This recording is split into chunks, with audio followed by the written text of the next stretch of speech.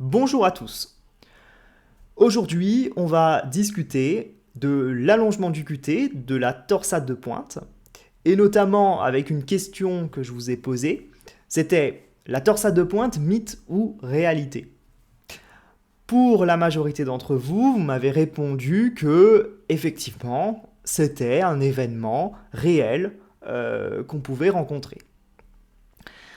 À ça, on va, pour en fait discuter de cette question, on va se baser sur une étude qui est sortie, qui a été réalisée par la société française, enfin européenne, de cardiologie en Allemagne, et qui nous donne un aperçu de l'épidémiologie des allongements du QT et des torsades de pointe. Ils ont étudié ça sur 51 hôpitaux, l'intégralité en fait des hôpitaux de Berlin, et donc ça nous donne un reflet de l'incidence de ces événements sur l'intégralité de la population de Berlin. Et bien, les conclusions, c'est que dans cette population, on était à 2,5 cas pour 1 million chez la femme et 4 cas pour 1 million chez l'homme.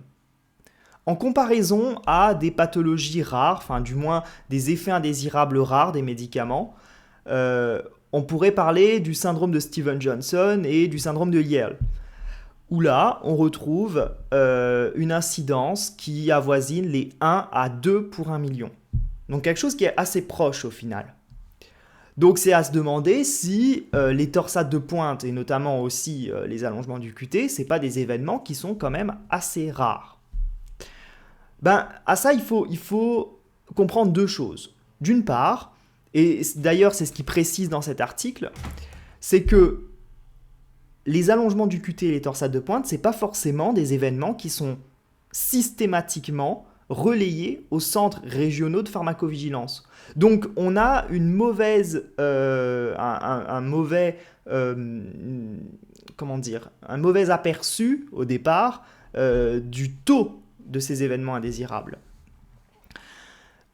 Et donc, par exemple, dans un rapport européen qui avait été publié là-dessus, on avoisinait les 0,24, 0,5 cas, 25 cas pour 1 million, ce qui est largement inférieur à ce qu'on retrouve dans cette étude, par exemple.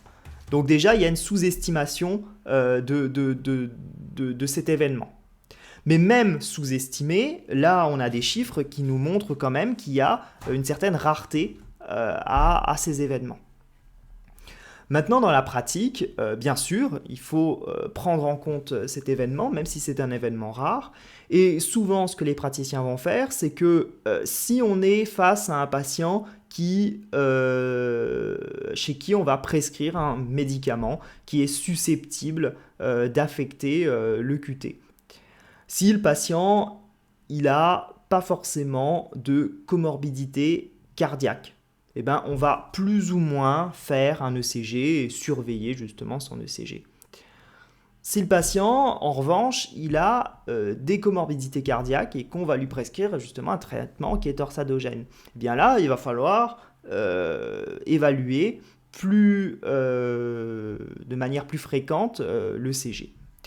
Et puis, si on se retrouve dans le cas dit le pire, où on a un patient qui a des comorbidités cardiaques, donc des arythmies, des antécédents d'arythmie, et puis qu'on lui prescrit 2 médicaments torsadogènes en même temps, eh bien là, on va pratiquement systématiquement surveiller le QT et puis surveiller l'électrocardiogramme.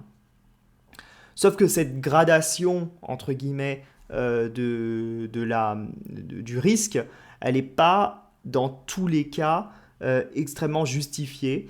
Et donc, c'est vrai qu'il n'y a pas forcément de littérature à l'appui pour dire « Ah ben, dans tel cas, c'est plus risqué que dans d'autres », puisque on ne connaît même pas, en quelque sorte, l'épidémiologie, en France notamment, des torsades de pointe et des allongements du QT de manière précise.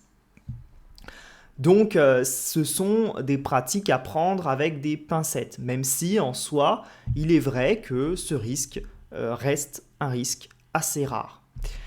Et notamment, dans ce papier, ils ont aussi précisé les molécules qui étaient les plus impliqués dans les événements torsadogènes et d'allongement du QT.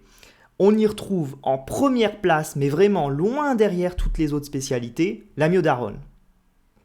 Donc ça souligne qu'il faut vraiment faire attention lorsqu'il y a une prescription d'amiodarone pour ce qui est justement de l'allongement du QT et puis de la torsade de pointe. Et puis on retrouve juste derrière des spécialités comme le métoclopramide et puis le citalopram.